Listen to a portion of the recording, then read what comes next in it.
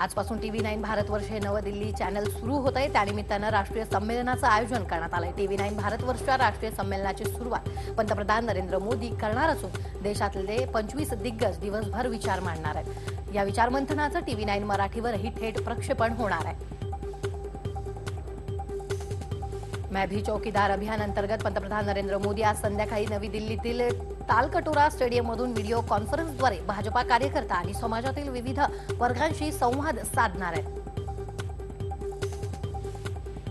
सैन्य दलातील दर्जाहीन जेवणावर आवाज उठवल्यानं बडतर्फ केलेले बीएसएफचे जवान तेज बहादूर यांनी पंतप्रधान नरेंद्र मोदींविरोधात शड्डू ठोकलेत। लोकसभा निवडणुकीमध्ये मोदींविरोधात वाराणसी मतदारसंघातून लढणार असल्याची घोषणा तेज बहादूर यांनी केली आहे।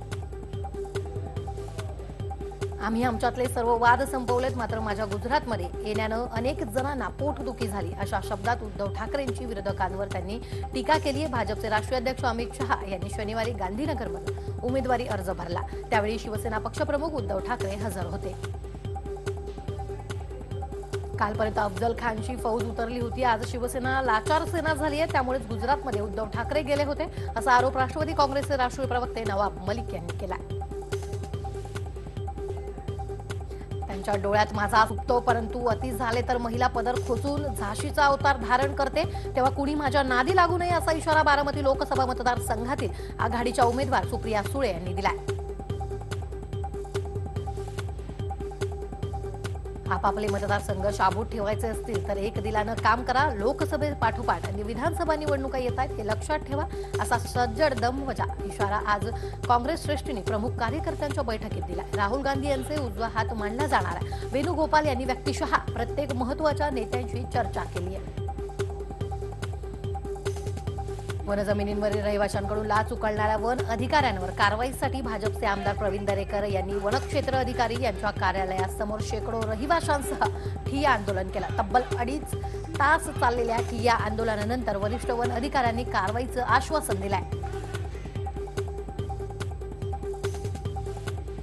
ईशान्य मुंबईचे विद्यमान खासदार किरीट सोमय्या यांनी शनिवारी रात्री उशिरा वर्षा बंगल्यावर मुख्यमंत्र्यांची भेट घेतली आहे। दोघांमध्ये सुमारे तासभर चर्चा झाली, परंतु वर्षावर ईशान्य मुंबईबाबत काहीच तोडगा निघाला नसल्याची माहिती सूत्रांनी दिली। भेटीनंतर किरीट सोमय्या प्रसार माध्यमांना टाळून निघून गेले।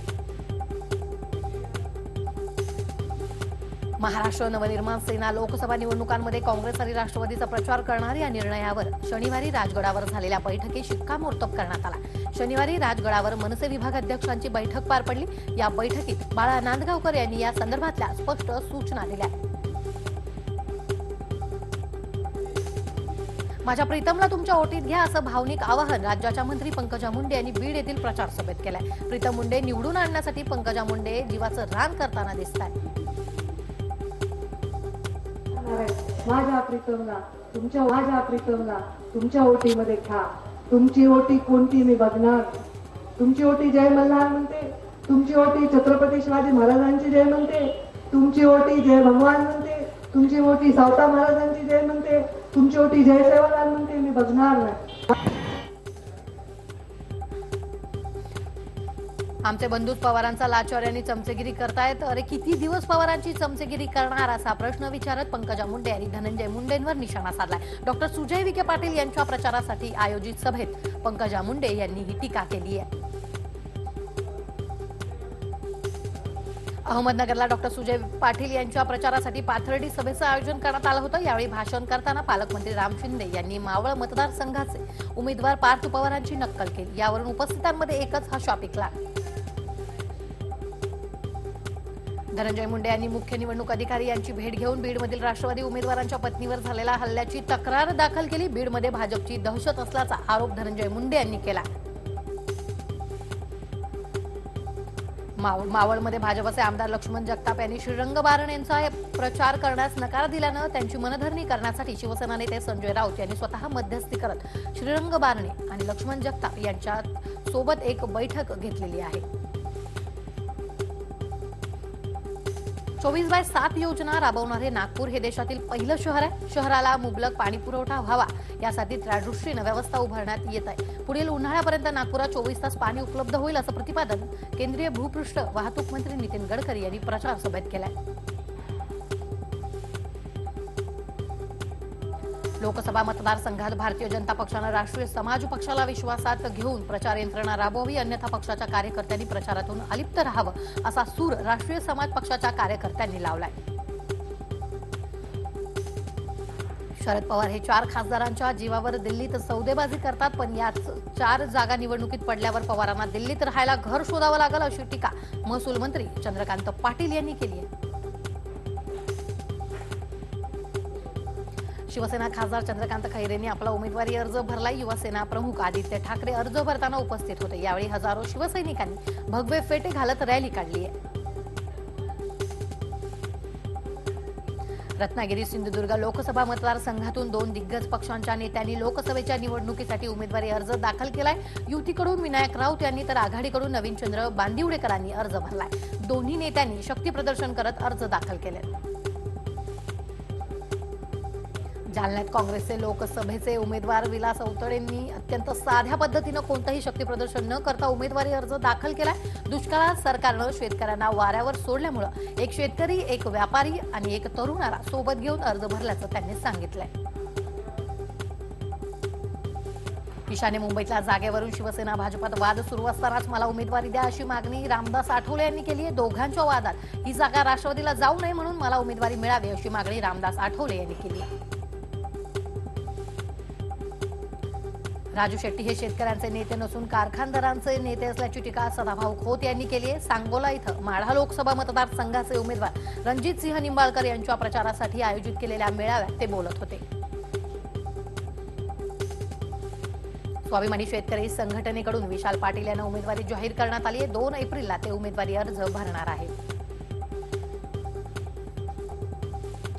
काँग्रेसचे शिर्डी लोकसभेचे उमेदवार भाऊसाहेब कांबळे अडचणीत आलेत. विखे पाटलांची साथ सोडल्यानं त्यांच्या स्वतःच्या श्रीरामपूर मतदारसंघातील कार्यकर्ते त्यांच्यावर नाराज आहेत. त्यामुळे भाऊसाहेब कांबळे यांचे काम न करण्याचा निर्धार कार्यकर्त्यांनी केलाय. प्रवीण गायकवाड यांनी काँग्रेसमध्ये प्रवेश केलेला आहे. अशोक चव्हाण, मल्लिकार्जुन खरगे, पृथ्वीराज चव्हाण यांच्या उपस्थितीत हा पक्ष प्रवेश झाला. प्रवीण गायकवाड पुण्यातून काँग्रेससाठी इच्छुक उमेदवार आहेत, तर शांताराम कुंजीर यांनीही काँग्रेसमध्ये प्रवेश केला. वंचित बहुजन आघाडीचे उमेदवार प्रकाश आंबेडकरांना माकपनं जाहीर पाठिंबा दिलाय. सोलापूर लोकसभेसाठी माकपनं प्रकाश आंबेडकरांना पाठिंबा जाहीर केला.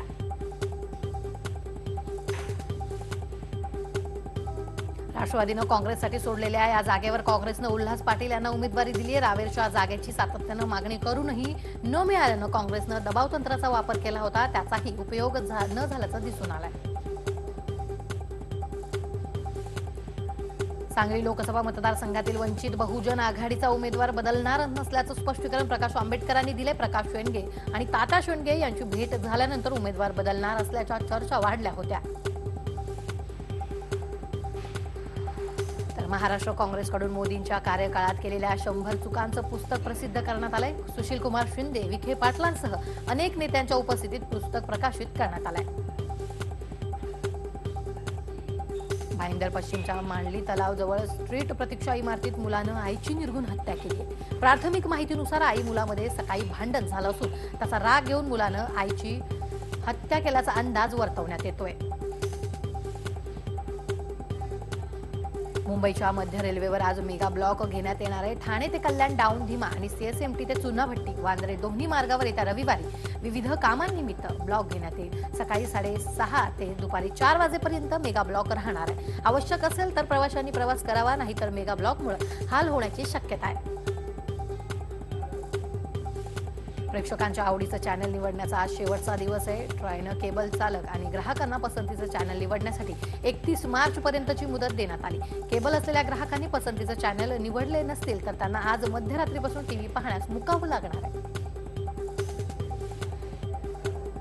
तर भारतीय चलनातील 2000 रुपयांच्या 15,76,000 किमतीच्या 788 बनावट नोटा बाळगणाऱ्या 3 आरोपींना मुंब्रा पोलिसांनी अटक केली आहे. निवडणुकीच्या पार्श्वभूमीवर या नोटांचा वापर होणार होता का याचा तपास मुंब्रा पोलीस करतायत.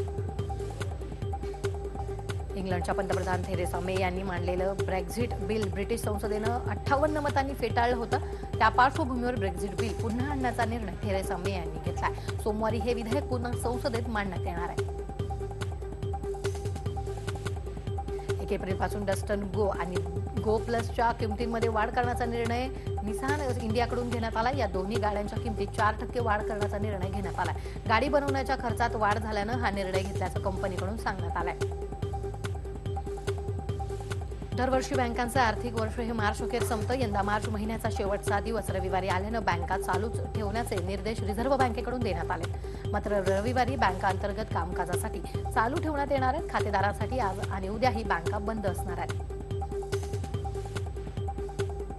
दिल्ली कॅपिटल्स आणि कोलकाता नाईट रायडर्स यांच्यातील सामन्यात दोन्ही संघांनी 185 धावांची बरोबरी केल्यानं मॅच टाय झाली होती। सुपर ओव्हरमध्ये दिल्लीनं कोलकातासमोर 11 धावांचं आव्हान ठेवलं होतं। रबाडाच्या भेदक माऱ्यापुढे कोलकाताच्या फलंदाजांनी नांगी टाकल्यानं त्यांना 3 धावांनी पराभवाचा सामना करावा लागला। 45 मुंबई इंडियन्स आणि किंग्स 11 पंजाब यांच्यातील सामन्यातील पहिल्या षटकात पंजाबचा कर्णधार आर अश्विननं तब्बल 7 चेंडू टाकले। अंपायरनं लक्ष न दिल्यानं त्याला 7 चेंडू टाकावे लागले। त्यामुळे नवीन विवादाला आता टोन फुटलाय। विविध 5 प्रकारच्या लेन स्पिन टाकण्याचे कसब अवगत असलेले फिरकीपटू रशीद खान यांना सांगितले। राजस्थान विरुद्धच्या सामन्यात षटकार खेचत हैदराबादच्या विजयावर शिक्कामोर्तब केल्यानंतर त्यांनी सांगितलंय। आयपीएलमध्ये रशीद खान सनरायझर्स संघाचा सदस्य आहे। सलमान खान आणि कैटरीना कैफ ही जोडी नेहमीच चर्चेत असते। बऱ्याच सिनेमांमध्ये ते एकत्र झळकले। लवकरच त्यांचा भारत सिनेमा प्रेक्षकांच्या भेटीला येतोय। तसंच टायगरच्या 3ऱ्या भागातही ही जोडी एकत्र झळकणार असल्याची चर्चा सध्या बॉलिवूडमध्ये सुरू आहे। धडकमधून बॉलिवूडमध्ये पदार्पण करणारी अभिनेत्री जान्हवी कपूरला आणखी एक सिनेमा मिळालाय। राजकुमार राव आणि वरुण शर्मा यांच्या रूह अफजा या हॉरर सिनेमात ती झळकणार आहे। विशेष म्हणजे जान्हवी या सिनेमात डबल रोल साकारणार आहे। हा व्हिडिओ तुम्हाला आवडला असेल तर असे आणखी व्हिडिओ पाहण्यासाठी TV9चं YouTube चॅनल सबस्क्राइब करा, बेल बटन दाबा। ताज्या घडामोडींसाठी लॉग ऑन करा tv9marathi.com।